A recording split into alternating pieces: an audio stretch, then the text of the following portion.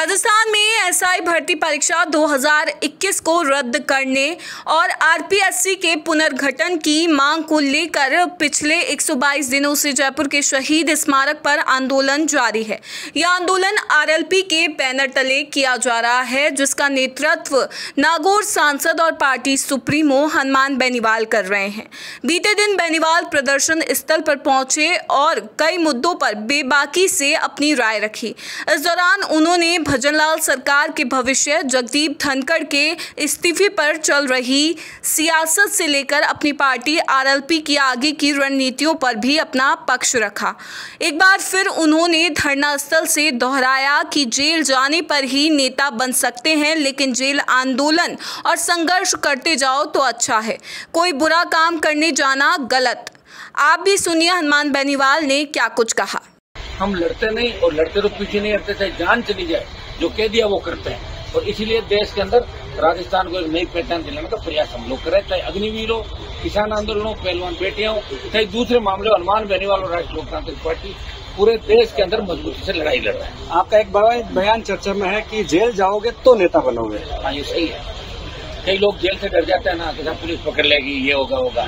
सबको जेल जाए और जेल जाने से नेता बनोगे। हम सब जेल गए और लोकतंत्र के अंदर अगर लोकतांत्रिक मूल्यों की रक्षा के लिए आप जेल जाओ और सरकार के खिलाफ बोलो, नहीं डर के बैठ रहे हो तो कौन मानेगा। ऐसे भगत सिंह जी और ये सोच लेते हैं कि हम लड़ेंगे तो फांसी पे चढ़ जाएंगे, तो फिर देश आजाद कैसे होगा। तो हमें जेल भी जाना होगा, लेकिन जेल गलत कर्म करके मत जाओ। जेल संघर्ष करते जाओ, अच्छे काम के लिए जाओ। हमें तो सजा भी हुई थी, फिर भी हम डटे रहे। हाई कोर्ट ने बरी किया हमारे को, उसके बाद हम आपके बीच में बैठे। सर कुछ दिन बहस नहीं हुई लोकसभा के अंदर, क्योंकि हम सब विपक्ष वाले हल्ले कर रहे थे, शोरगुल के अंदर विधेयक पारित हुआ।